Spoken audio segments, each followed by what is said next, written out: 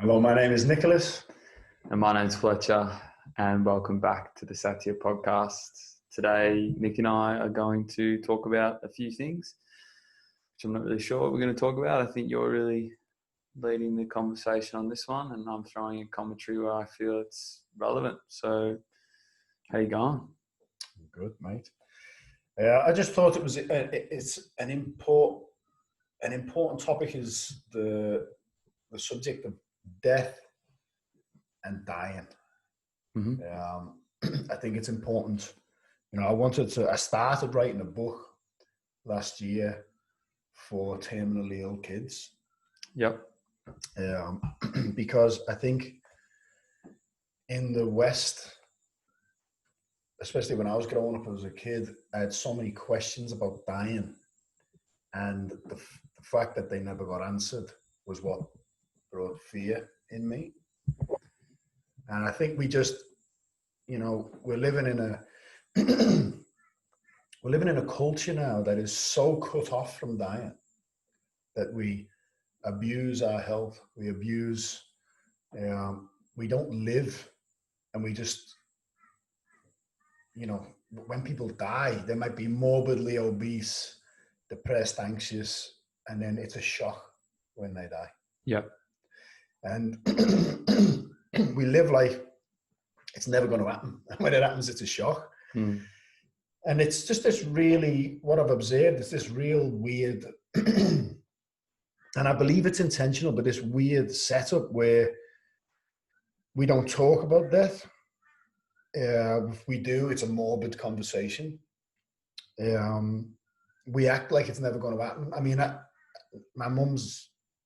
I don't say my mum did anything wrong by doing this. It's just with her level of understanding. But I remember being a kid, and every time I wanted to talk about dying, she'd either say, "Don't talk about that; it's just morbid," or she'd say just like a fairy tale vision of heaven. All of your nan and everybody's in heaven, and when you die, you'll go and you'll just be chilling out with them, type of thing. But when I used to think about heaven as a kid, that scared me. Because I used to think, well, what, you stay in heaven forever? And the concept of being in a beautiful place, but forever, the forever part of it didn't really make sense or sit well with me. That scared me, that feeling, that of forever in heaven. It didn't really resonate with me. And I just think we're so cut off from the concept of death that there's just no understanding of it. Like even Zach Bush talks about now, when someone's dying, there's no human contact. We're not allowed to go and be with them. We don't want our kids to see someone that's dying. Then they don't have any human connection, any human touch if they're dying in hospital, let's say. And then when they die, the body's basically just, you can't really see the body. It's just taken away and you cut off from the whole death process. But at the same time, we're bombarded with violent movies and computer games that are just desensitizing us in a way to death, or to killing, should I say. And I just wanted to touch on my understanding of what I believe happens when you die, the purpose of death, and a few other things like that. Yeah.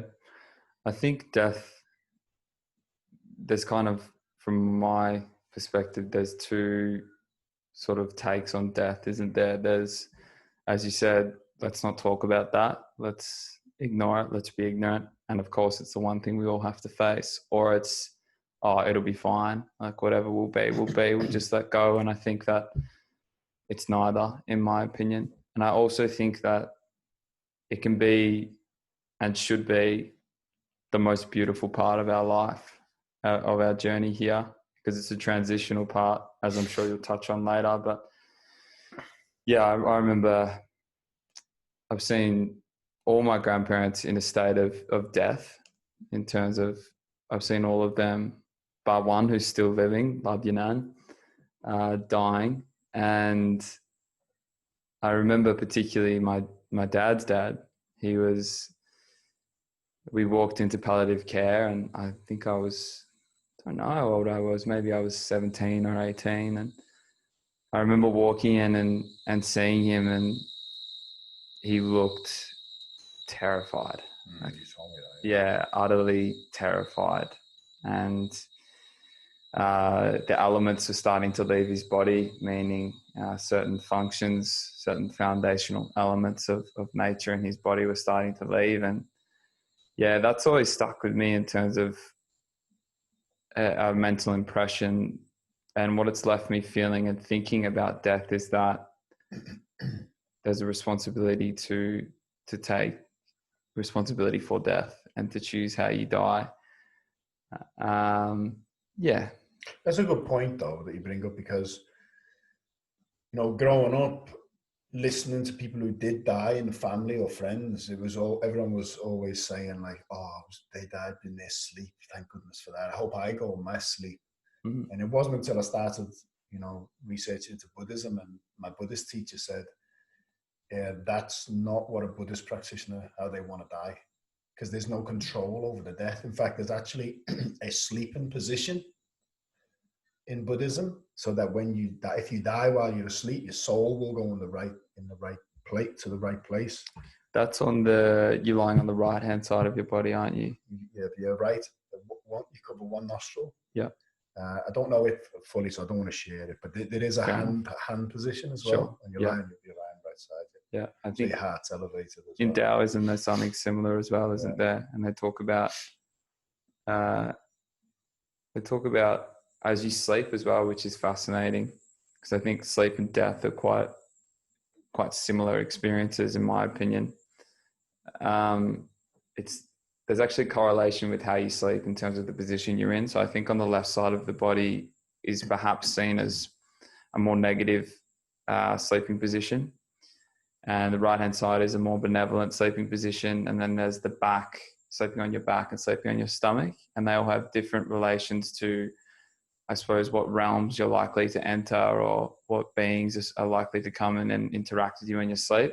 Again, as you said, I'm not sure on the specifics, so I don't want to mention too much about it. But it's just based on yin yang as well, because yin yang can be subdivided: left hand of the body, right side of the body, front and back is a yin yang alternation, up and down, inside and outside. They're all yin yang polarities. You know what I mean? Within the body. But you know, in Buddhism, they meditate on death. As shared with you, hopefully we can get it on the show, but you know, my Buddhist teacher, she always said, her daily practice of an evening is to get into a meditative state where she's ready to die. Mm-hmm. And I remember asking her, and I'll just clarify, meaning that she's so in the condition of where she's ready to be. She's already there, if you like. You know, she practices Pure Land Buddhism, Amitofu Buddhism. So, you know, in Buddhism, they say that the moment of death is the most important time. That's what meditation is, so you can die consciously and know where you go. And this is why these advanced Rinpoches can actually give a time and a day when they're going to die, and they'll pass. They'll do a 10-day meditation, and then on that time they'll leave the body. But she will get into a state where she's so comfortable and so detached from everything, and she's detached. You know, she detaches from the past completely. That she's not asking to die. She is ready to die. It's very different. It's not like she's saying, "Please take me." She's where if I'm here, I'll serve, but I am ready I'm ready to die. Yeah. And I remember asking her, I said, "How does that feel?" And she said, "It's like I'm being held underwater and then being allowed out for a breath of fresh air." And it's a beautiful thing. For sure. I think one thing, obviously, when we speak about death, people think of the ultimate experience of death when you physically die or leave the body, but we're also dying every moment, aren't we? Yeah. And the constant is change. So I think we become fearful when we can go as deep as we want into this, but essentially when we attach to things and we think that they're going to last forever, because we all know that that's not the case. So you can practice within your life. Well, I think in the Tibetan Book of Living and Dying, they say the practice of living is essentially the practice of letting go. And what is that? That's the practice of dying, isn't it? Allowing things to change. It's like the in-breath and the out-breath. You know, if you get attached to one of the breaths and decide you want to keep it, you'll die. You know, in Tibetan Buddhism as well, they talk about the bardo, and Chogyam Trungpa gave a great analogy. He said, if you look at planning a holiday, and he said, if you prepare right for the trip, you get your money, ready into the wherever the currency is where you're going. You've got your passports, everything's in good timing, and you're all set. When you leave your house, and you get the taxi to the airport, and then you get the plane to go to your destination, the travel, the distance, the time between leaving your destination and arriving at your destination is very enjoyable. You're prepared for it, and you're in holiday mode. Now, if you haven't prepared for it, you haven't got your passport, you've left it to the last minute, and you're very stressed, then that period is very stressful. And that's the bardo, I think translates to the middle period, or the travel time. Yeah, it's like the transitional phase. And they say that in that phase, there's a heightened ability to sort of attain liberation and to see the nature of things. Yep. So there's a real importance and emphasis on the bardo stages, from my understanding.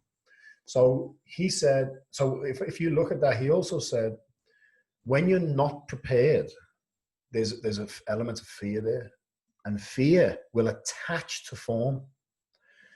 So when we're talking about the middle phase, I think this is important to add in. What are we talking about? What part of us is leaving this body and is in a transitional phase to the next part? That true essence, or our spirit, or our soul, or whatever you want to call it, the quantum observer, as Joe Dispenza calls it, doesn't die. That's another fundamental thing. When people think death is complete annihilation, it's so what dies?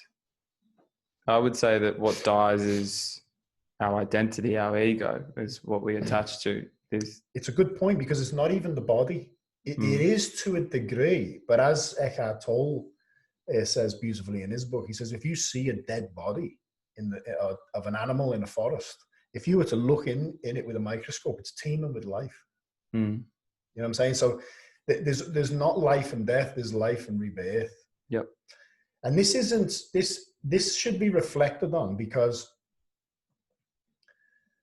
I don't believe in trying to create a happy place, if you like, just for the sake of it, because it's not got a strong foundation.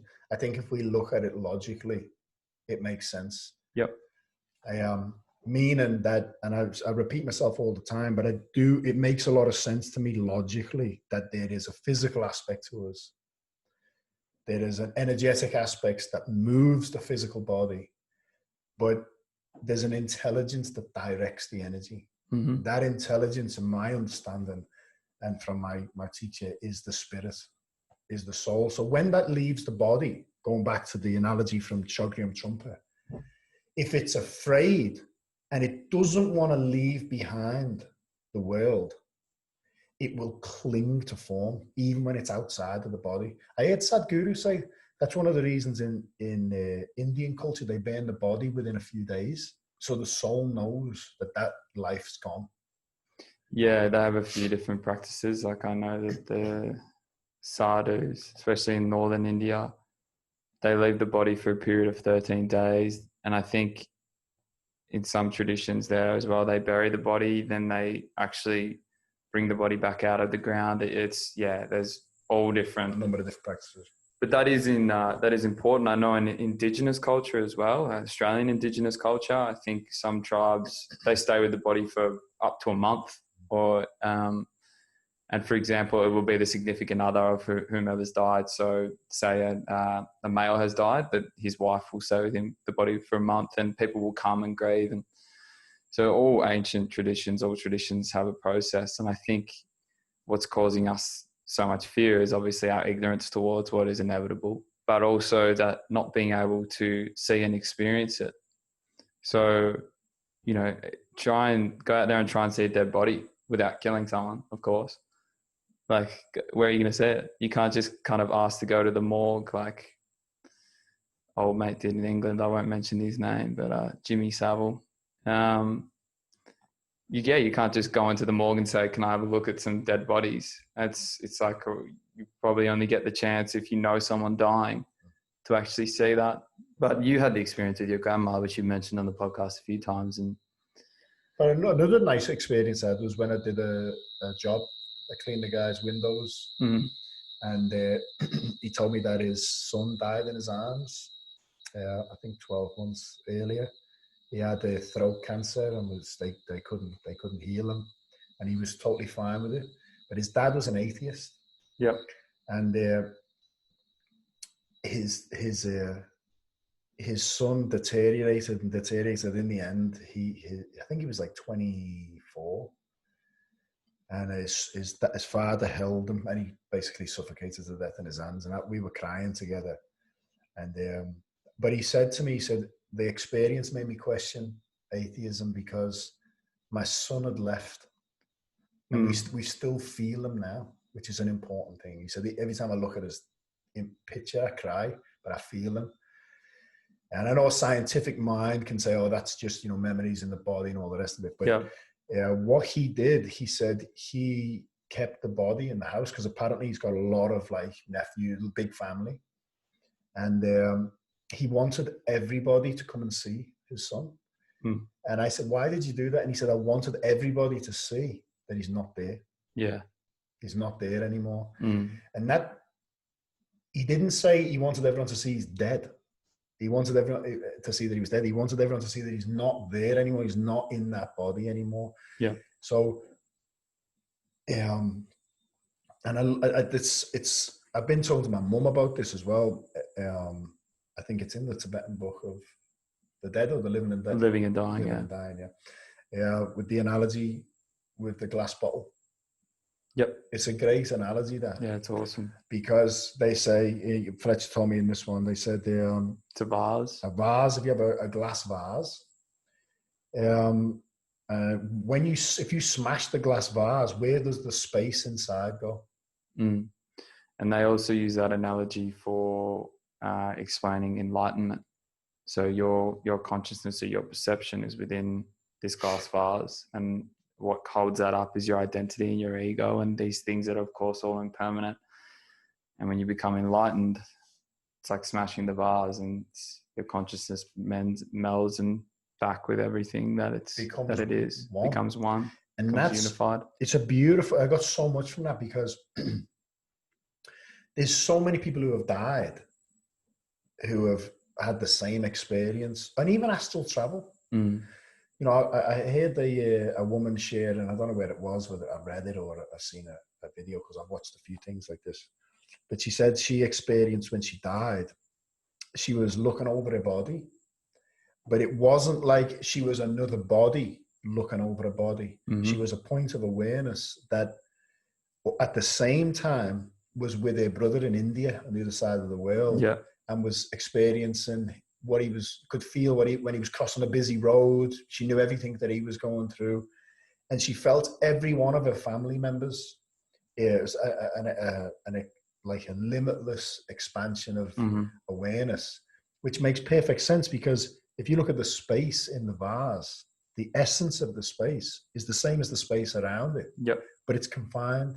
It's confined for a separate experience. Correct. So like when we're in the body, the spirit, which is one with everything, is inside the body, and it's seeing through the eyes in this reality. It's hearing through the ears. It's smelling through the nose. It's five senses, And I think this is, I think this is the big conspiracy, is keeping us so attached to the five sense reality. And I've said this to you before, we spoke about it the other day, where science, when you look at the bigger picture of the conspiracy, it's such when you do start researching like Satanism, for example, and it's this complete invasion of the truth, where they're trying to, a spiritual practice is to cut us off from these universal laws and principles, or God, whatever you want to call it, even the all-seeing eye on the back of the dollar bill, where it's the triangle and the eye is separated. It's got a number of meanings, but the lower part, the shape of that grid that's over the lower part of the pyramid, there's a name for that. I'm sorry, I can't remember it. But that basically means anyone in there is trapped in hell. And this is where 666, they use it. It means, it's like a hex. It's the 6 points of a cube. It's locking you into this three-dimensional reality, and it's cutting us from the source. Yeah. And they believe that they know they're the illuminated ones, the Illuminati. They know the true secrets, and they keep us separated from it. They're the fallen angels, aren't they? Yeah. Yeah. So, or so they say. Yeah. So they say. Yeah. So the reason I went down that road is because if you look at the way everything's set up, you can take a step back. You know, we can't walk down the street without seeing a young girl or a young boy in their underwear. You know, we're bombarded by sexual pleasures and tastes and smells, and it's and then the science world, the scientific community has, because they want to keep us separate from God or the source. There's more atheists now than ever, because we are such a left brain analytical energy and matter type of. There's an imbalance. But, you know, if you look throughout the ages, atheism, and I've been an atheist for 2 years, atheism is a new thing. It's a new thing. And it's, as an atheist, when I was an atheist, I still asked big questions, and it doesn't have any foundation. Yeah. When you investigate it logically, and this isn't having like a faith or a spiritual, you know, a blind faith, because I'm not about that neither. If you actually do reflect and meditate and go deep on the foundation of the nature of our reality, atheism has no grounds, in my opinion. When you mentioned the five senses, I can feel perhaps people probably thinking, oh, you know, how do I pull myself back from, you know, the pleasures of sex or eating or drinking or whatever? And it's not so much about pulling yourself away and not experiencing those things. I think that's a really important point. It's what's really helped me is contemplating impermanence and taking a step back and realizing that this feeling, as good as it is, I'll enjoy it as it is and allow it to come and go, allow its fundamental nature to exist. Therefore, I don't cause myself any unnecessary suffering. And of course, that's a constant practice, and it's not always achieved. But yeah, that's important. So I think, because automatically we go to a space of denying what is. Like, there's no denying that we're here having this experience. I'm Fletcher and you're Nick. But stepping out of that and realizing the nature of things is where I believe transcendence begins to come into your life, and realizing these deeper truths about yourself and nature itself. It's like the next Buddha of our time, Maitreya. Maitreya, yeah. He's a happy Buddha, and he's big. Do they predict when Maitreya is coming? Is there is a prediction, written? But I wouldn't want to go there because it's not something I'm really familiar with. Fair enough. The reason I bring it up is because what that Buddha represents is always happy, and no earthly,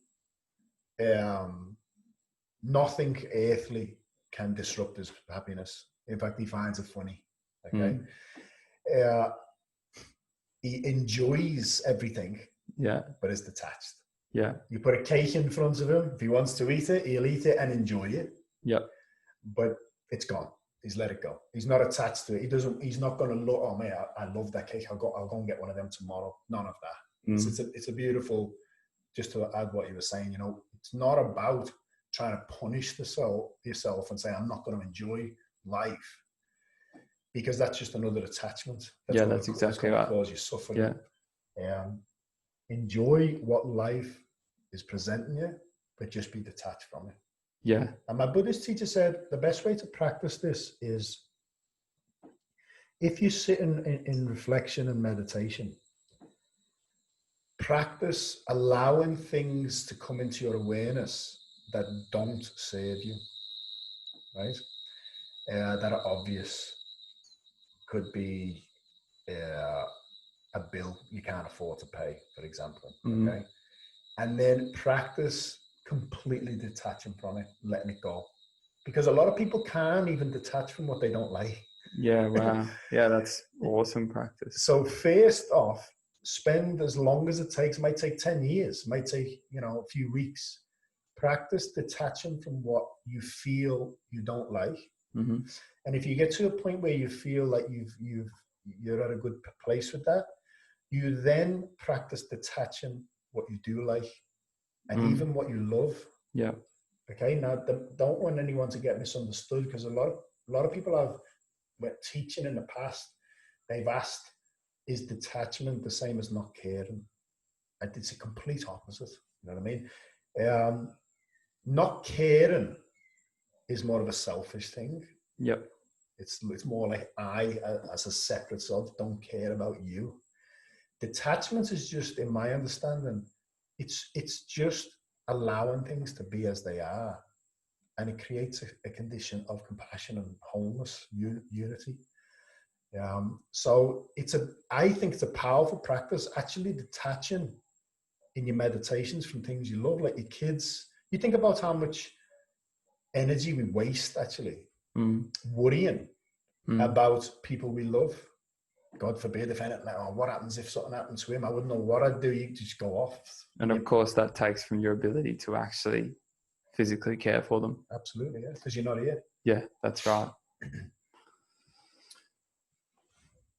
So yeah, another thing I wanted to touch on a little bit is understanding the nature of interdependence. Yep. If you look at yin yang, the yin yang symbol, they seem like opposites, but they carry the essence of each. So the yang carries yin carries yang, but they also swimming towards each other. And if you removed one, the whole picture's not whole. Yep. Well, there is no yin without yang. There is no yang without yin. Correct. So you can't actually explain what life is without death. Dualism. But they're one. They're two sides of the same coin. Eckhart Tolle explains that why people get addicted to like skydiving or rally driving or whatever it is, it's because that condition of being so present, and one wrong move can mean your life, is what they're addicted to. It's actually that present moment, fully awareness. But Osho says something beautiful as well. He says the reason people do things like that is because the closer you are to death, the more alive you are. Yeah. The more alive you feel, the more you appreciate life. So they're best friends. Osho also said, if you lived forever, you'd never do anything. Yeah. I think living forever that's my interpretation of hell, is permanence. There is no change. To me, that's hell, because you know that you don't find your deepest peace within the sense objects and pleasures and pain. It's just, that's what samsara is. It's just this vicious cycle. And samsara is obviously unchanging in its nature. It's just this revolving wheel. So to me, that's hell. It's funny you say that, because in Buddhism and in other traditions, and even to some degree when in the book, The Ring and Cedars of Russia, when Anastasia books, when she explains what happened to her when they tried to kill her. Right. Hell is reliving. Like people get caught in like a trauma, or they've made a mistake and they're reliving that for lifetime after lifetime. That is hell. Hell is reliving the same traumas over and over again. And what causes you to relive them? Because as you're saying that, I'm having a moment where I'm thinking of an aspect when I did a past life regression, and there was an aspect of that where I wasn't reliving a past life. I was experiencing, I suppose, what you would call another realm. And what was happening there was that I was dying in that realm, but I was also alive at the same time, witnessing my death. And what was causing me to be able to experience both at the same time was not being attached to either. Yeah. And it was like this light feeling. And my sense of self was far greater than the experiences itself. So when you talk about that wheel of trauma, it's this really heavy experience. It's this attachment. You're reliving it again and again and again. Yeah. Attachment. That's it. But what causes attachment, I guess, is what I'm getting to. It's, in my understanding, it's a lack of understanding. Correct. Because I think it was from Thich Nhat Hanh, he said, impermanence isn't the problem. Okay, people might not like the idea of impermanence. The suffering comes from wanting something to last forever. That's nature, is impermanent. That's correct, yeah. And again, it always comes back to meditation. If you've never, I give you an example of my dad, right? My dad. I can't wait to meet. Yeah, he's a legend, best guy in the world, you know what I mean? But he can't handle his own company or even silence. Mm-hmm. You know, there's a great story with Lao Tzu. His neighbor used to walk with Lao Tzu, as the story goes, and they'd walk for hours every day in silence. And the neighbor had a good friend that came to visit, and he went for a walk with them, and obviously it was silent. And the silence was so heavy, it was like a burden on this guy because his internal dialogue was going bananas. And in the end, he just couldn't handle it anymore. And he turned around and he said, "Beautiful sunrise, isn't it?" And no one said that. And then that was crushing him even more. He just couldn't handle it. And then at the end of the walk, Lao Tzu said to his neighbor, "Don't bring your friend again. He's a chatterbox." Mm-hmm. Meaning, why is he telling me the sun's beautiful? I can see it myself. But it's this, again, 5 sense stimulation constantly. With all due respect, also mind, though, isn't it? The mind has to label to understand, to be able to interpret. And it wants stuff, the mind. That's how it lives. It's how it survives. Absolutely. So if you don't create an environment for some type of space or silence, it's unfamiliar territory. But you know, you look at what happens when a baby's born. Okay, the baby is brought home, and we believe that the best thing we can do for the baby is just stimulate it. So it's lying down on a mat. It's got all these like dangling things that spin and then everyone's like la la la la la la la la. It's chaos. Yeah. From the second the baby comes in. Yeah. You know, my teacher says a beautiful story, which is how Chinese, ancient Chinese see the world. When someone's dying and the soul's leaving the body, they're peaceful, and everyone around them's crying. When the soul comes back into a body, the baby's crying because it's got to have another life, and everyone around it's cheering and happy. It's a celebration. This is the lack of understanding. Yeah, for sure.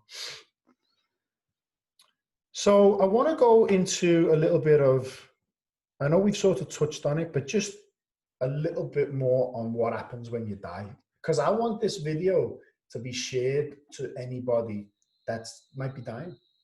Or you might have someone close to you that's dying, and I hope it can shed some light on how to help assist them die, and then it might help with even the grieving process of what's going on. So what happens when you die? A meditation that I've got on my SoundCloud actually, which is me sort of changing slightly a teaching that a meditation that my Buddhist teacher shared with me. But it's to just settle yourself, focus on your breath, and then rest your awareness. I think you said there's a similar one in yoga. You rest your awareness on your feet, and you visualize with your eyes closed. You visualize your feet just disappear. Okay, so you got no feet. And you can take as long as you want doing this, and then you visualize your legs, you feel your legs, and then you visualize your legs disappear. And then your lower part of your torso, you feel that disappear. Then your arms disappear. And then awareness, bring your awareness to your neck and your head, see that disappear. So the body's disappeared. Then ask the question, what's left? It's a beautiful practice because what is left? Tell me. It's awareness. Yeah. Behind this reality is the awareness of this reality. Mm. And obviously there's many layers and there's many realms, and we could talk on them as far as some of the other scriptures go, but beyond the mind is the awareness of the mind, and that's where the suffering comes in as well, is identifying with the mind and the body and thinking that you're going to die when you die. But in the Zen tradition, they say if you get a photograph of yourself as a newborn baby, toddler, teenager, adult, present day, you'll see death right there. The baby's dead now. Yep. The toddler's dead now. In fact, the me and Fletcher that started this podcast is dead now. It's just changing all the time. Mm-hmm. So we can see that in this three-dimensional reality that is bound by time and space, and is always, the present moment is always moving forward. We can see that the body is constantly changing, dying and being reborn in every moment. But there is still an awareness in those images that is always present. And that present awareness is actually outside of three-dimensional reality. It observes three-dimensional reality. This is an insight the Buddha had when he reached enlightenment. He realized that things come into existence, exist, and then fade away. Mm-hmm. And that could be the sun, the breath, the tide coming in and going, a bird flying and then flying out of your awareness. But all of that is observed by the soul or the consciousness, whatever you want to label it. So then he said, seek that which is not subject to birth and death. And that's beautiful. And also I will touch on, just before I pass it over to yourself, the Buddha said, he taught 84,000 methods of Shulian. Shulian is spiritual practice, techniques towards enlightenment. But he summed up them all in one sentence. And I heard John Kabat-Zinn, who's an American Buddhist teacher, has been very influential in helping Buddhism in the West. He said, even if we don't understand that teaching, we should repeat it every day. And it's a powerful teaching. Nothing is to be clung to as I, me, or mine. So what did you get from that? A lot. Yeah, I think, as we said at the start, death and our relationship with death can be practiced at every moment. There are things in our lives that are constantly changing. And I remember when you actually shared that with me, nothing should be clung to as I, me, or mine. That was, really groundbreaking for me. All these virtues started to spring out with me. Like I was far more generous. I was far less anxious. I wouldn't say I'm an anxious person anymore at all, but about certain things, I didn't worry about things. So it's a beautiful practice. I think anything else I'd add to that is just noise. You explained it really well. What I will say is that the the practice that you mentioned at the start in yoga. Anyone who's ever done asana practice has done shavasana, which is the corpse pose, the lying down pose at the end, and that was an extra element that was corpse pose. I've never heard of it. That's awesome. Yeah, that's the English translation. That's what it's called. Wow. So what is a corpse? A corpse is a dead body. So there's a myriad of different techniques you can kind of add to corpse pose, and a few of them were shared with me. One is imagining your body's like sand, and the sand is just falling away. But yeah, I've had some, like a lot of people who practice yoga had some beautiful experiences in shavasana. And it was actually told to me by one of my first proper teachers, that when I say proper, I mean practicing yoga on many levels, not just at your local gym, that shavasana is actually considered in many yogic traditions to be the most advanced posture. Wow. Yeah. So I got a lot from that. It's funny because I've not done a lot of yoga, but anyone I've ever spoke to who's done yoga for a long time, that's always their favorite pose. Yeah. And there's a teacher, and forgive me, I've forgotten his name, and I really like this. And if I start doing some more teaching, I'll sort of implement this, because he found that he was having people coming into his classes in his studio, and they were from the West, and they would come for an hour and a half, and it would be a 2-hour practice, and they'd leave before shavasana. So what he actually did was he started his class with shavasana, corpse pose. And I think that's really, really powerful. Even if you just lie in shavasana for a couple of minutes, if that's all you have before you meditate or something like that, it's really... Osho had a practice where you would do any type of strenuous physical activity, sprint as fast as you can, run, do anything until you are really panting and exhausted, and then do that. Yeah. And just allow the body to just die. He actually says that, just allow the body to act as if it's dead, let it sink into the floor, and just be with that. It's powerful practice. For sure. And you also get, I know I get a lot of gratitude from my body as well. And I also, a lot more trust and faith in my body, if that makes sense, when you do things like that, because your body has this intelligence, and it's doing all these things without you being conscious and directing the body to do certain things, which is incredibly powerful when you actually just contemplate that for one moment. Nothing to be clung to as I, me, or mine. What came to me then was, going back to the analogy of the glass vase, mm-hmm. the space inside the vase, if it was clinging to I, me, or mine, it would be defending the glass vase. Mm-hmm. And if someone threatened to smash it, it would be afraid. Yep. But only to find out that once it's smashed, nothing, it's free, if you like. Mm. And that's the ego, isn't it? So like, the bigger the ego, the more the pain, the more it clings to what is inevitably going to perish. It's good that you bring it up, ego, because ego is a fascinating phenomenon, mate. You can, if you cut me open now, you wouldn't find it. I can't find it. Mm. Yet we defend it. Mm-hmm. And the death of all spiritual traditions talk about to die before you die. Yep. What's that mean to you? It's the death of the ego, and that's when I had my awakening. It was the things that I attached to and got my sense of self from were just destroyed, and I had no chance to defend it. I couldn't defend it, and that's what allowed me to awaken and experience so many different things.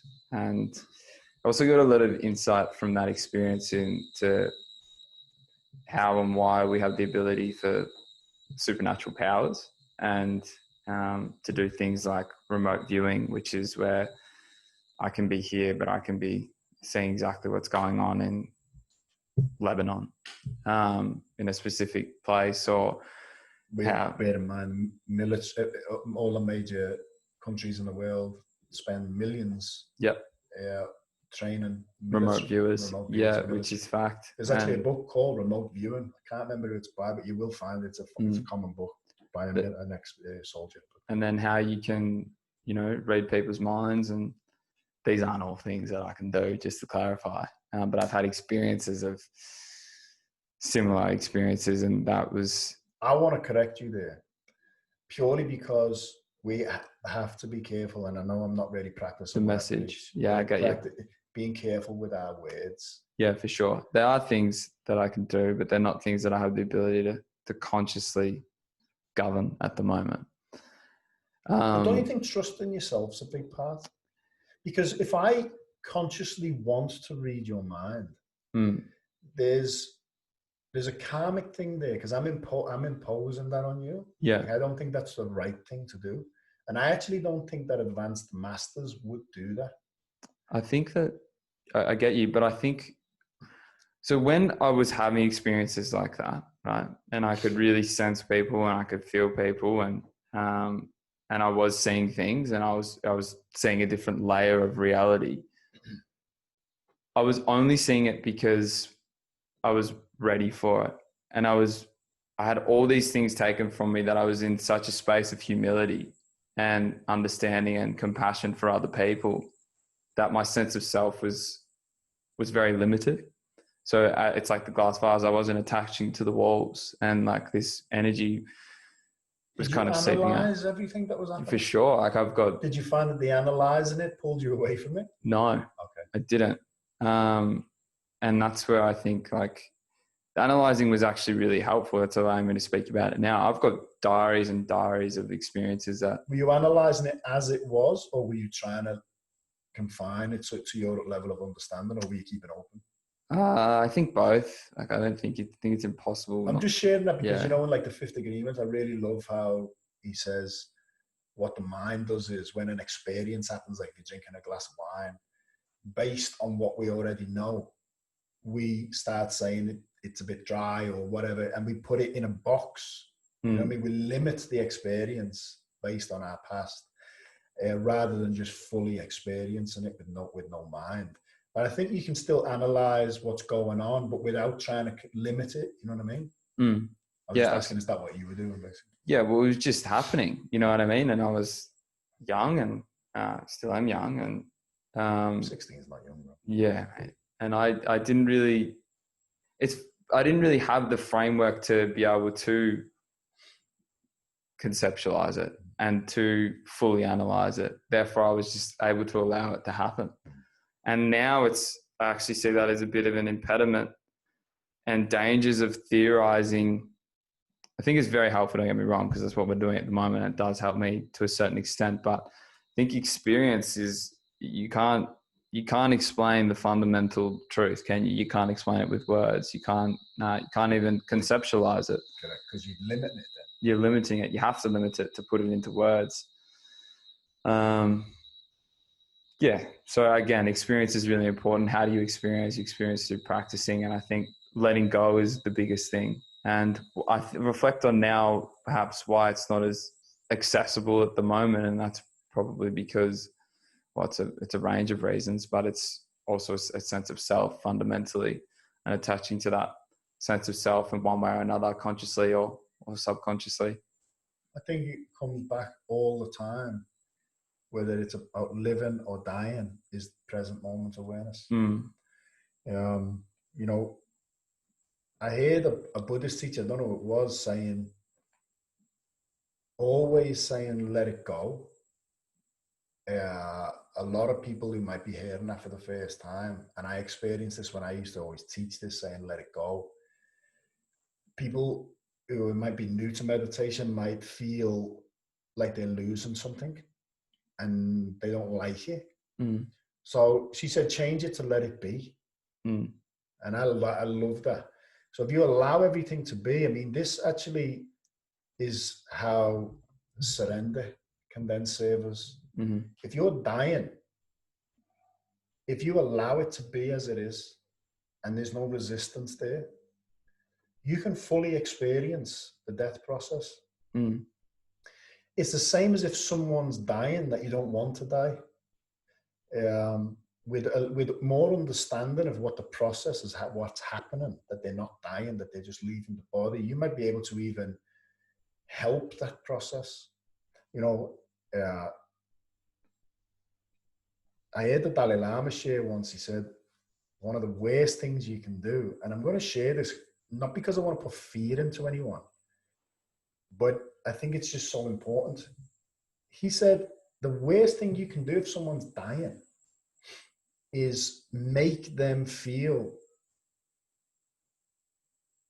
attached. Like they're leaving something behind. Correct. Yeah. If you're holding someone saying, please don't go, please don't go. You know, I had a beautiful experience. I was sending blessings to a Buddhist practitioner who had throat cancer, and her partner, her husband,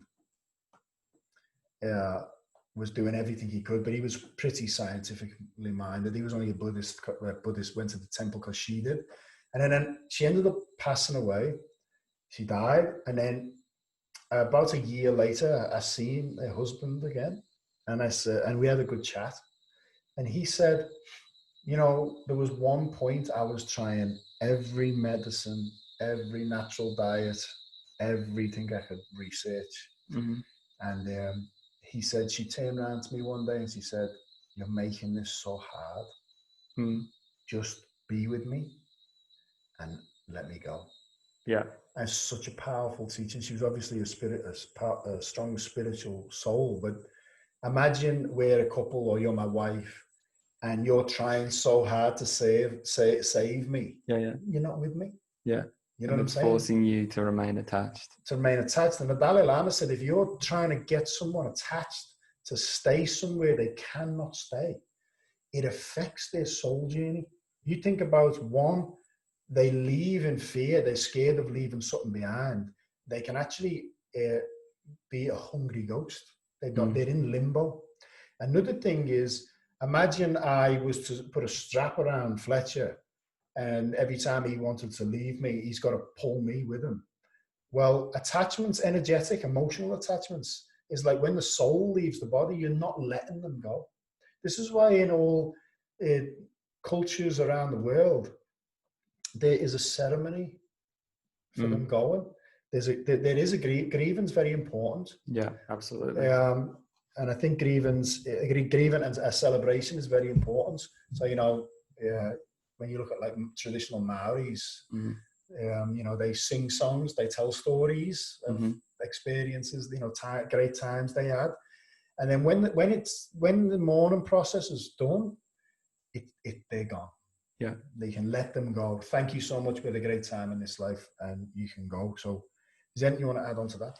Yeah, you can still call upon them and feel their love, but that's very different to wanting them to be here when in a physical form when they can't be.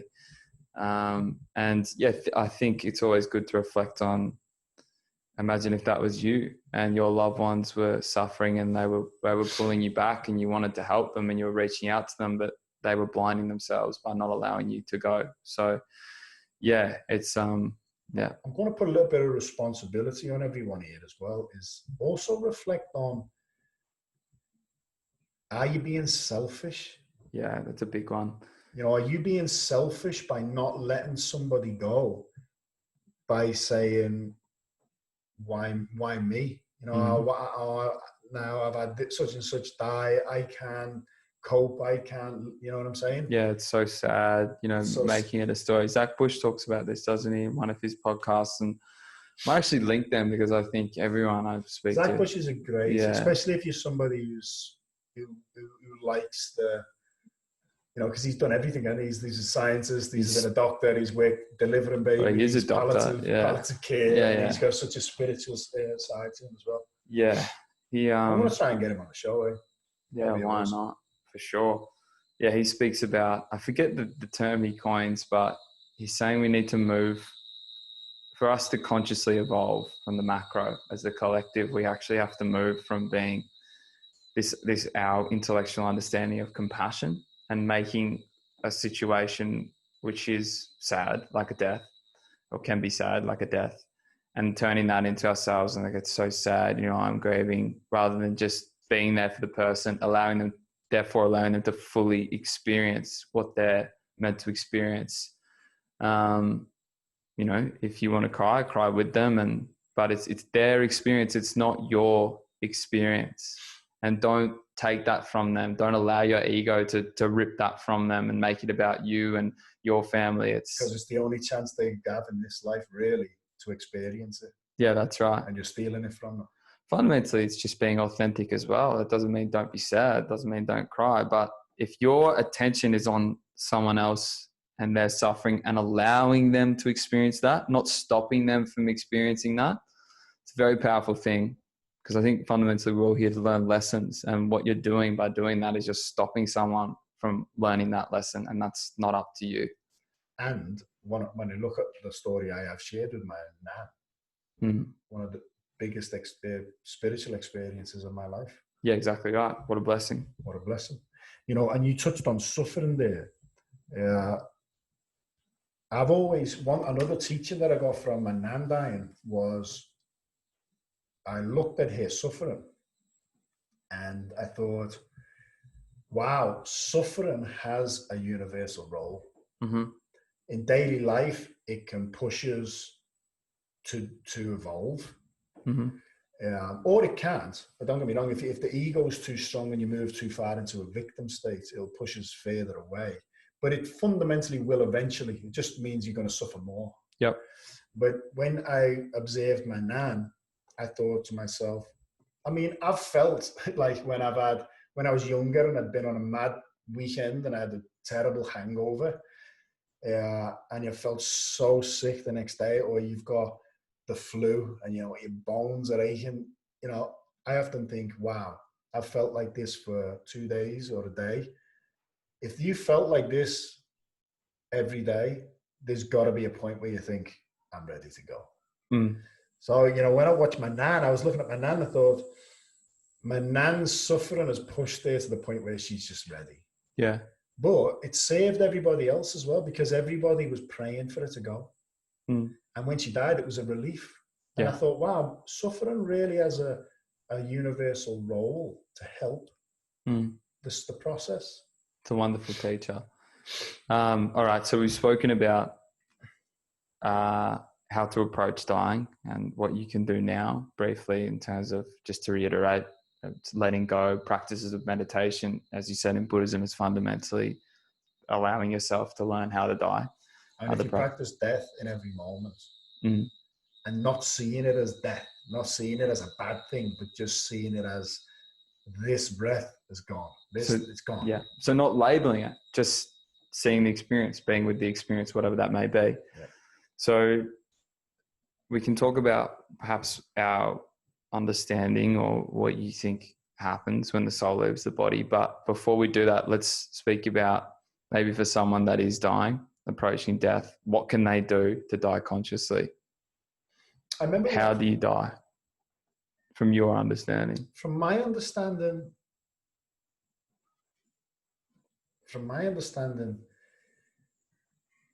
I do look at Buddhism as well, because Buddhists do like the Buddhist really was clear on dying and how important it was. And I also heard the Dalai Lama in a documentary once. An old gentleman who was dying traveled to see him, and the Dalai Lama went over to him and saw him in the crowd, and he was, you know, he's late 90s, and he's like, Dalai Lama, he said, I've worshipped you my whole life, type of thing. The Dalai Lama said, when you die, you visualize me above your head, okay? Because it's very important that we're not in fear. It's very important that we go through the head. Okay, so in Taoism as well, Mantak Chia, I heard him give a teaching once, why he didn't like ayahuasca. I'm not saying ayahuasca is good or bad, I'm not just going down that road, just sharing what he shared in this interview. And he said, when the body dies, let's say I'm drowning now and I die, or when the body's about to die, all my energy will go to my kidneys, and the kidneys will push my soul through my head. Yep. So he said, this is why a lot of people get exhausted and drained after psychedelic experiences, because it takes up a lot of energy, and a lot of people don't have that energy. So in Taoism, this is why they build a strong foundation. They build a strong kundalini, same in yoga. They build a strong lower dantian. So you have a strong foundation. When it gets to a certain accumulation of energy, you can do these practices consciously without taking the drugs. You can astral travel, you can do these things. Yep. Astral travel is obviously an experience of dying because you're outside of the body. Mm-hmm. But my point is, how to die is there's an ongoing link that is always about moving through the head, moving up. Mm-hmm. So if you do, I do believe in higher benevolent conscious beings. I'll share here what Jake asked me, your brother asked me the other day. He said, if we're all one, then how can we have souls that are higher or lower than us? Yep. That's a good question. It's a great question. One of the ways I answered it was using, my teacher always said everything has a soul. The heart has a soul, but every cell has a soul. And he's been saying this for years. But Joe Dispenza said exactly the same teaching, a different way. And it's a good way of explaining it. He says, an atom is 99.129 space. It's an information field. A number of atoms come together. They share information fields and they make a new coherent information field. It might be a molecule. So that new information field is a collective consciousness and is a soul. The soul is the information of our being, our past karmas and experiences and so on. So you get a number of molecules together. They share an information field, make a new coherence, and I think they make a chemical. Number of chemicals make a cell, number of cells make a tissue, number of tissues make an organ, number of organs make a system. It goes on and on and on, even outside the body. So at every level, if you just look at the heart, for example, the heart has a countless number of conscious information fields within it, but it has a collective conscious field. It has a soul of the heart. And that level of consciousness is the governing consciousness over everything below it. Mm-hmm. So when you look at our level of consciousness that's talking now and is listening now, we are the governing consciousness over the body. Yep. This is why mind over matter, you put your attention somewhere, the body will follow. Okay. Mm-hmm. So the soul of the heart is doing just as an important function than I am, if not probably more, because it's keeping this body alive. But in the hierarchy of things, I can learn from the heart if I was to communicate with the soul of the heart. But my level of conscious awareness is higher than the heart. Does that make sense? Yeah, it does. So I'm sharing that because my level of awareness, there are masters in this lifetime who are in a physical body, who have a higher soul standing than me, a greater understanding than me. And then when we look at souls that have evolved beyond reincarnation, like the Buddha, like Amitofu, like any, maybe Krishna, whatever it is, I'm making a point of that because if you do worships Allah, God, Jesus, Mary, I think it's important to call on them. My teacher says call on them all, but if you have a connection with one, there's a term in Chinese called Shifu. Shifu is a spiritual master. Mm-hmm. If you dedicate, my teacher says, if you dedicate your life to chanting or practicing to an enlightened soul, they will come and help you at the time of death. You think about it, just say, you've always praised me and you've been a good guy to me. And I'm in, we're not in lockdown. I'm in the UK and you're dying and you actually said, Nick, I'd really like you to be here. I'd do anything I can to be with you. You with me? And that's only physical. So you think about these benevolent souls. You've chanted to Jesus or the Buddha. That aren't in time. Yeah, exactly. Right. You see them. You call them, they'll help the soul, okay? They'll help the soul journey. So I would suggest doing that. I would suggest practicing now, practicing what you practice. It's a powerful practice, is practice what death would be like. Yep. I remember it's a meditation which I can share here, and it talks about going through the bardos. So going through, again, the elements leaving the body, consciously dying. And I'll share the meditation. It's just on YouTube. And yeah, if you do it in a dark room, it can be quite terrifying. But it's a great practice because, as I said, inevitably you have to face it. So you would say, just to sum that up, I think what the Dalai Lama said, which you shared with me as well, makes a lot of sense. So visualizing, picturing, sensing that deity, that being, whatever you connect with above your head.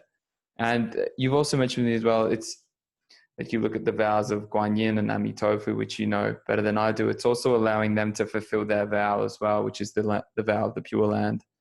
So Amitofu's vow, he did 48 vows. I think it's the 8th or the 18th vow was he vowed that if anybody at the time of death says his name, I think 10 times, or just says his name at the time of death, he will personally come and take your soul to the Pure Land.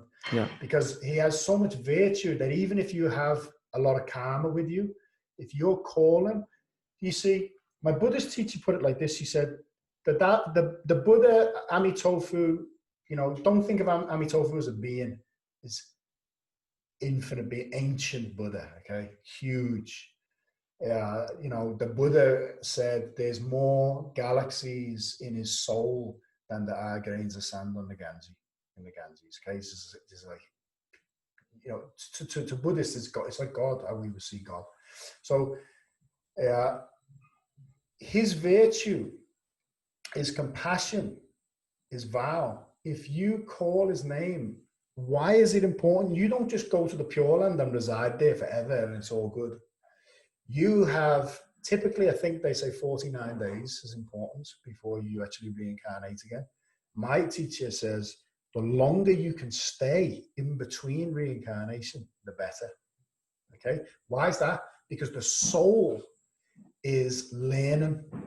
It's learning more before it reincarnates. So what Amitofu is allowing is he's allowing you to come to the Pure Land to be with countless sages, Buddhas, Bodhisattvas, and learn spiritual practices in between lives before you go back in. So that's a very powerful practice. Mm-hmm. Guan Yin means she hears your suffering. So you call Guan Yin anytime she'll be there. She's made a vow. You call Guan Yin, she'll be there. Mm-hmm. So then, Nicholas, what happens in your opinion when we die? Going back to I think the glass vase is a great analogy, because we need, in my opinion, to understand what is it that is listening to this now and is speaking to you now. What is that essence that we spoke about that's in all of the photographs that's there before we come into this body, that's still present when we leave the body? That's the reflection of meditation. That's what we should be meditating on every day. Not trying to intellectually work it out, but just meditate on awareness. If you're observing your mind, right, and you can detach and allow positive and negative thoughts to come and go, always have that question, who's observing? Mm-hmm. Because that conscious observer, when this body dies, is still conscious. Yep.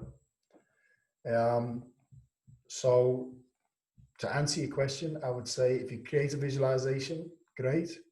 Also allow it to be grateful. I'm grateful I can experience this experience. I'm grateful that I'm awake for it and not asleep.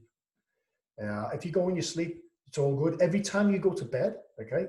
Every time you go to bed, if you're dying, if you're watching this and you know your days are coming, it could be any time now.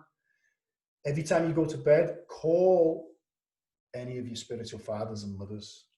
If I die in my sleep, can you please help me go to the right place? You know what I'm saying? Just so they're there for you. And if you think you're dying, the number one thing I would say is trust that your family members are going to be okay, and completely detach. Let it go. Okay, I'm ready. Let's go. Yep. So forgiveness is big for that as well. I think you should allow people to come and forgive you for things that you have done, and forgive yourself and forgive others for things that have happened to you. I think that will allow you to take that step to let go and move on to the next chapter. It's a good point, though, because forgiveness is so important. Yeah. Forgiveness is just a heavy load we're carrying that we don't need to carry.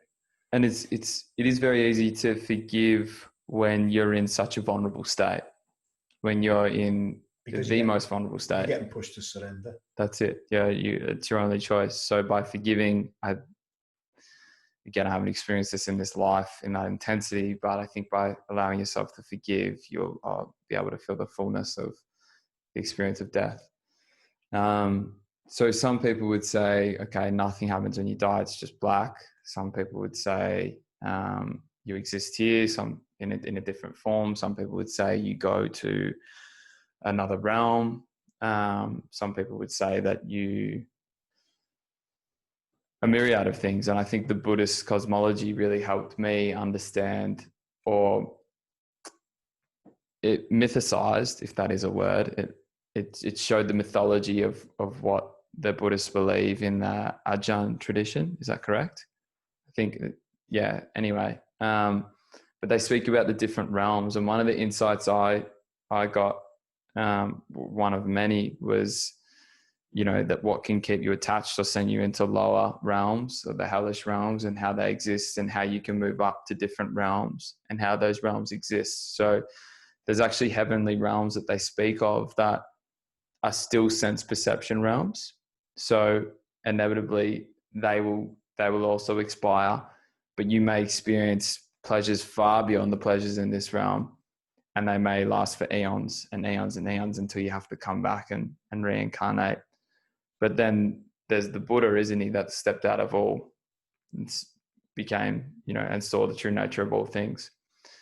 But one of the practices I do whenever I eat or I do something virtuous, which I got from that Buddhist cosmology, is I always pass on the merit to my spiritual mothers and fathers and any deities, God or whatever you want to call it, that I resonate with. And then I ask that the merit of that offering be passed on to any of my ancestors or souls that I'm karmically connected to that are suffering in any realms. Because when they start to describe the hellish realms and how they operate, that brings a deep, deep sense of compassion, and to think that you're connected to someone or something in those realms and your this virtue. Is a realm of hell. Yeah, it is. But it's also, I think we have the ability to see it. I also think we have the power to see this realm in any way, because you can reach enlightenment and exist in a body. You can. The only reason I mentioned it, though, is because the Dalai Lama, he said there's still a lot of people in the West who don't believe in hell. And he says there is hell realms that are a bit below this realm. He said, but even if we reflect on this realm alone, just look at how animals are treated in slaughterhouses, and how fish are treated, and when they're pulled into nets, they don't want to be there. There's no one to save them. That's a layer of hell. Yeah. And that soul can just get stuck in that for an inconceivable amount of time. So yeah, passing on that merit is really important. When they speak about the ghostly realm, one of the realms they mention is the hungry realm, of the hungry ghosts. And for example, there's the example of they're basically on a dry desert and they're cripplingly thirsty, and there's nothing to quench their thirst. There is water, but it's salty water and things like that. So by you offering that merit of your offering to your spiritual mothers and fathers, that actually pulls them from their suffering. And of course, by pulling them from their suffering, it allows them to transcend that experience, and hopefully they can accumulate some merit and come out of there. Now, again, that's a little bit more esoteric. That's my understanding, limited understanding of Buddhist understanding. It's still the same teaching, though, because visualize above your head when you're going to go. But fundamentally, if you can practice detachment fully while you're alive, when you die, again, when you're in the bardo phase, if you are attached and you're scared of the unknown, right, you will attach to any form. You might come back as a lower soul stand. You might jump into any body you can, or anything you can, because you're so scared of fundamental space. And the the more we reflect, even on this so-called solid reality, it's space.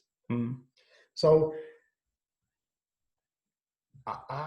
what I plan to do, what I meditate on is, if I die, is to not even cling to heavenly realms.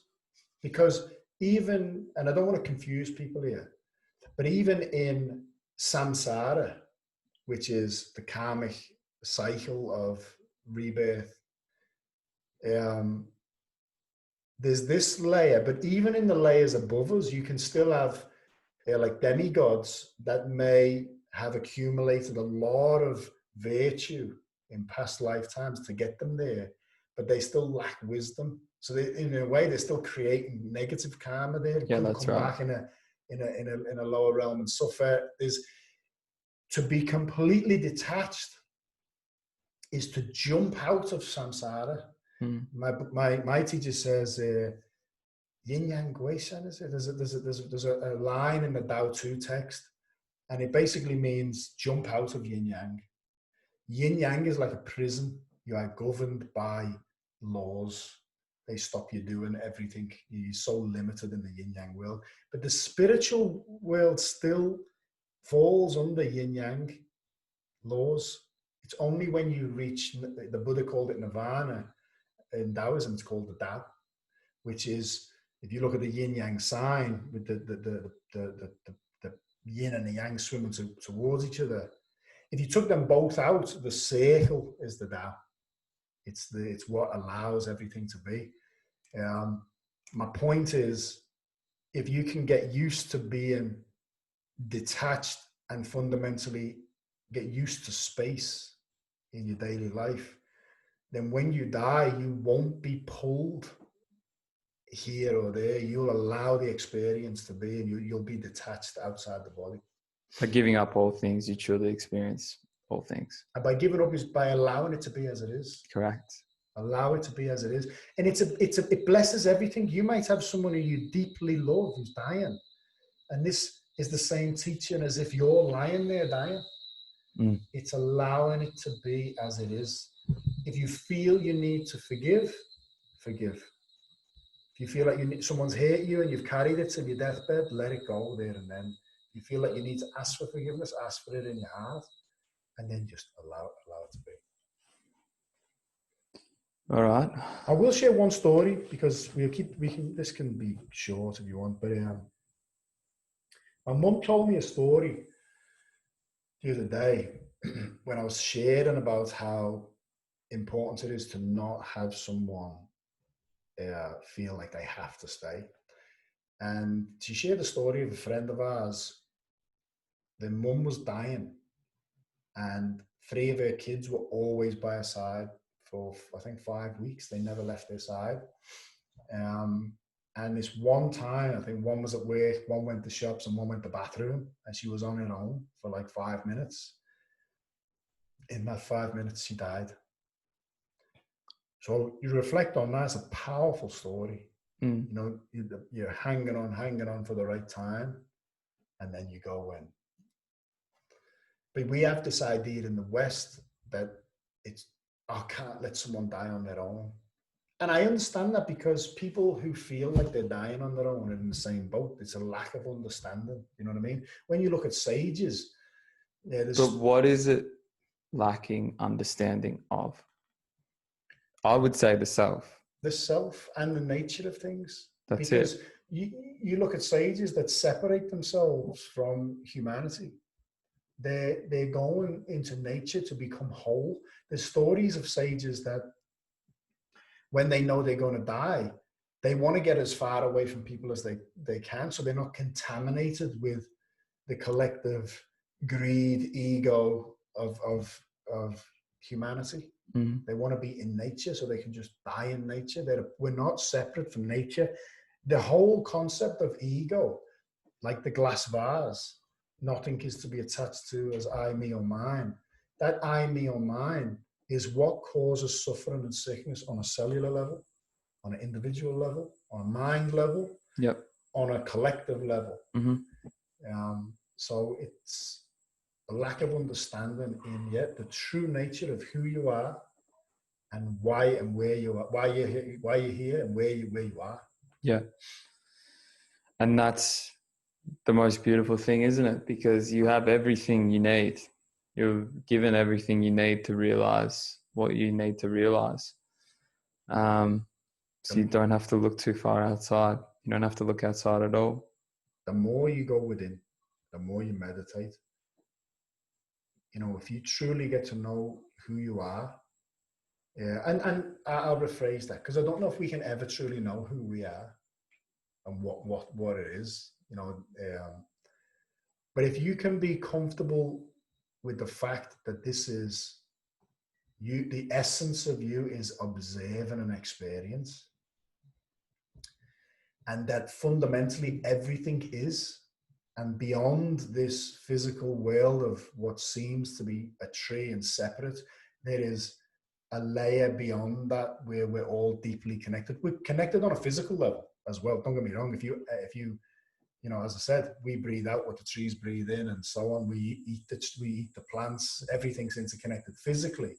But beyond that, if you see how connected we are, you'll never feel lonely again. Absolutely. And I don't think that the finite can understand the infinite, but I think that it can begin to understand the infinite. And I see us as finite. And we can get into this another podcast, and I think it's right now, but there's also a level of not attaching to that observer self either, allowing that to meld with all things. But it's and don't attach to trying to detach. Yeah, that's correct. And you know, don't let it be. Yeah, don't try, but also don't not try. Just to confuse you a bit more. Yeah, it's a constant paradox, and that's the beauty of it. And yeah, it's the moments I think of where I've, you know, let go the most, that are the most transcendent. But it often takes trying and trying and trying and trying and trying to be able to finally let go. Well, that's the Tao Te Ching. Every day in the pursuit of knowledge, something is acquired. And if you look at our life, what do? We just go on buying stuff, accumulating stuff physically. In the pursuit of the Tao, every day something is dropped. Yeah. And in the spiritual practice, we keep detaching. We let go of, you know, trophies we didn't need and material things until we're just naked. So, but the paradox is, in some aspects, well, we need to have accumulated the wisdom in order to drop it. It's like in a Buddhist talk about exactly the same thing. The story of the boat. You know, Buddha saw three people carrying a boat that's crippling them. And when he was asked, what are you doing? Why are you carrying that boat that's crippling you? They said, this boat saved our life. It got us to the other shore. We can't let it go because it saved our life. That teaching is pointing to use spiritual practices to get you to a point. But then you have to drop the practice. Everything must be dropped. Everything must be dropped. Drop the boat. Because you realize, this is what Chogyam Trungpa said, which I love, is when you get to the other shore, you realize there is no other shore. You were there all along. Yeah. Well, there we go. But the practice, okay, the practice before you drop it, I'm still a firm believer, is you can't, instead you'll struggle if you just try and get there straight away. It's like a baby trying to do a degree. Yeah, we've spoken about this, yeah. First, chant a mantra, call for help, okay? Whatever level of teaching or what we've shared, whatever resonates with you at that level, do it. It might be, you know what, I just want to pray to Amitofu, okay? Find a beautiful mantra that resonates with you, play it softly in your room. You know, my Buddhist teacher shared this, he said there's so many stories throughout history in China of grandmothers that, or people, should I say, who will burn an incense a day, and for the time, 30 minutes it takes to burn down.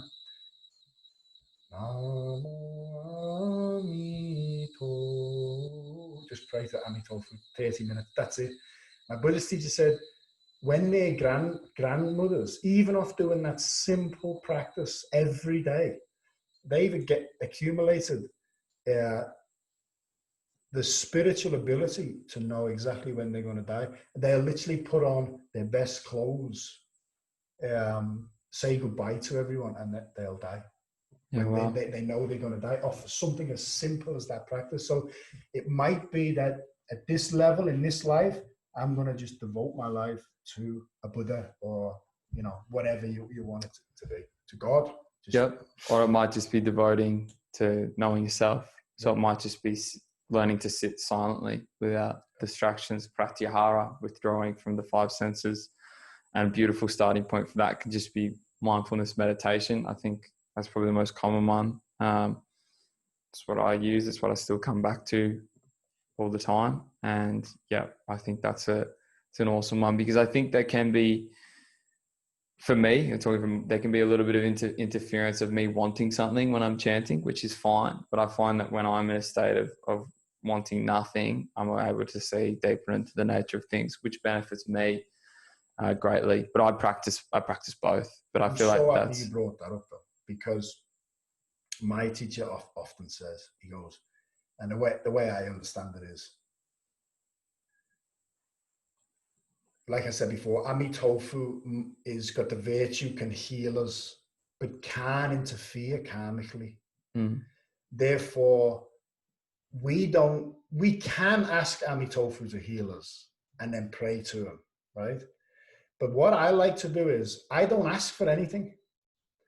If I chant Amitofu's name, I just love Amitofu. I just send all my love to Amitofu. I send all my love to all humanity. The lesser the expectation, the bigger the results, because there's no attachment there. Want for nothing but to love. You know what I'm saying? There's no expectation there. There's no conditions on it. I'm not chanting Amitofu so he blesses my life. That comes naturally. You know, if I dedicate my meditation to all sentient beings, I do it because I want to save all sentient beings, but the laws of the universe, it's going to come back tenfold.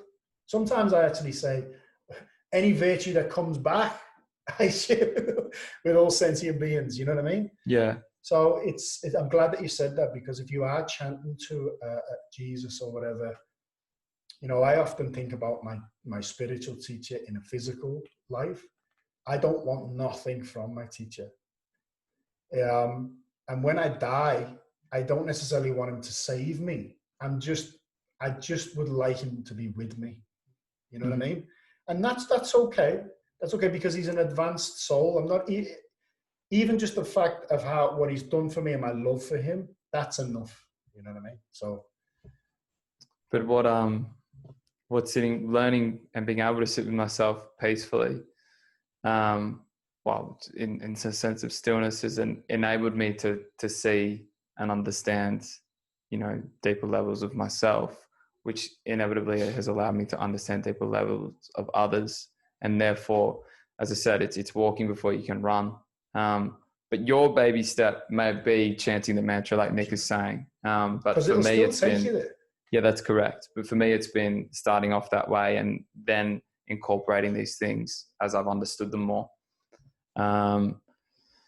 If you're not dying, right, I would suggest practicing it all.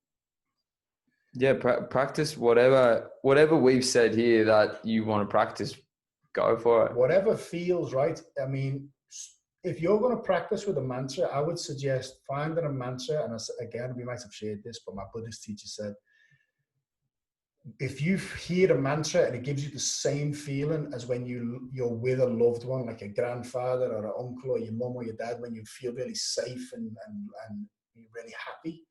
If you hear a mantra that does that to you, you may have spent lifetimes, or you might be connected with that mantra and whatever's connected to the mantra, sages or whatever.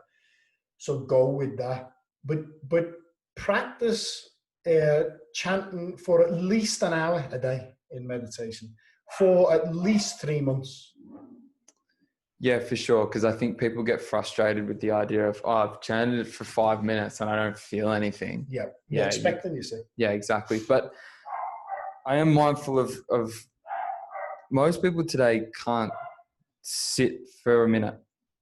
And to ask someone to sit there and chant for an hour, I believe is a big ask. So that's why, in my opinion, coming from my understanding again, I think the benefit of learning and taking baby steps to be able to sit with yourself is going to be far more beneficial in the long run. But you have to make the decision on what you think would work best for you. And you have to therefore try a few different things if that's what it takes to find the method. Because I know you started by chanting a lot, didn't you? Like they were your practices. Well, I started the complete opposite by being completely silent, completely still. See, the reason why I had blockages with that is because I've got a busy mind now. So I mean, imagine my mind, 11 years ago. So I would try and settle my mind, and I just wouldn't be able to. And it was noisy for me. Yeah, that's right. So you say a mantra helped you settle your mind. For a mantra for me, I was the first time I was able to just, and don't get me wrong, I had a very maybe competitive mindset back then, where I thought, if I'm going to sit for an hour, even if I don't want to, I'm going to do it. Now, I'm not saying everyone's got that nature, they haven't, but just say you say 15 minutes, I'm going to chant Ami Tofu, right? You're not thinking about how it sounds. Forget about that. You're gone if you're worried what your voice sounds like. But if you're playing a mantra, right, you've got a nice Ami Tofu mantra playing, I'm using that as an example. And even if you're singing it low, but you're just singing along, because it's not just the words, it's the message and the vibration. The Buddha said the mantra never leaves the lips. The mantra never leaves the lips, because when you look at everything is made of Shen Qi Jing, which is Taoist teaching. Our Shen Qi Jing, if you chant Ami Tofu for 15 minutes, your Shen Qi Jing is melding with Ami Tofu. So your Shen Qi Jing is your soul, heart, mind, energy, and matter. Yeah. So you chant Ami Tofu for 15 minutes with your hand on your heart from here, right? Then after 15 minutes, stop and just observe how you feel. We did just before I left Nelson Bay. I'm trying to think what mantra it was. It was divine love, divine forgiveness, divine compassion, divine light. A few people said they were going through. There was a lot going on. I even felt a little bit like I needed to do the practice. I said, you know what? Tonight we're going to do 45 minutes at least chanting. And we chanted divine love, a few rounds of that. And we'd go to divine forgiveness, divine compassion, divine light, and then back to divine love. And then when we stopped, the frequency in the room was just completely different. And I often say, whether you're grieving, whether you're under financial stress, whether you're stressed out, even if you sit down to chant that mantra and every part of your body is telling you not to, in my experience, if I've ever sat down and chanted those mantras, or even one of them, for a period of time, you stand up a different person, because you're changing the message. I love this teaching. It makes me laugh. But when you listen to the blues, I've ran over my dog. Can't listen to the blues. You know what I'm saying? Yeah, I get it. My mate stole my wife. Yeah. I killed my dad. You know what I'm saying? It's like you hear these lyrics, and they're called the blues. If you're singing songs like that, you're not going to feel happy, are you? I think that is a really good point. And again, be very conscious and aware. Start practicing being aware of the information you are taking in. Like, to me... And a complaint's a mantra, by the way. Yeah, exactly. If you're repeating, oh, mate, this is that. Yeah, I'm getting so many fines at the minute. So many fines at the minute. So many fines at the minute. I can't believe how sick I feel. I feel really off. I feel really off. That's a mantra. We all have just manifesting it more. We all have that one mate or that one person in our life that bad things always happen to. We all know someone like that. Why? I'll leave that with you, but why? If you're the creator of your reality, which I believe you are, why? It's so important to change the message and start by being aware of the information you're taking in. And that information shapes the messages you're putting back out there. So I'm able to eat and nourish my body. I'm going to stop you here. Unless there's anything. No. I think we went over the key points there. Yeah. Because if you don't stop him, goes all day. All day. And there's not enough memory on this terabyte. No, but seriously, any questions you have about dying, or you want anything, that you think that we didn't cover, or there's any grey area that you want more information on, please reach out to us and ask us. Yeah, anyone you want us to interview, any questions at all, it doesn't have to be related to this podcast. We're happy to entertain them and see if we can get someone on or answer them ourselves from our perspective. And if you think anyone could benefit from this, who's dying or knows someone that's dying, can you share it?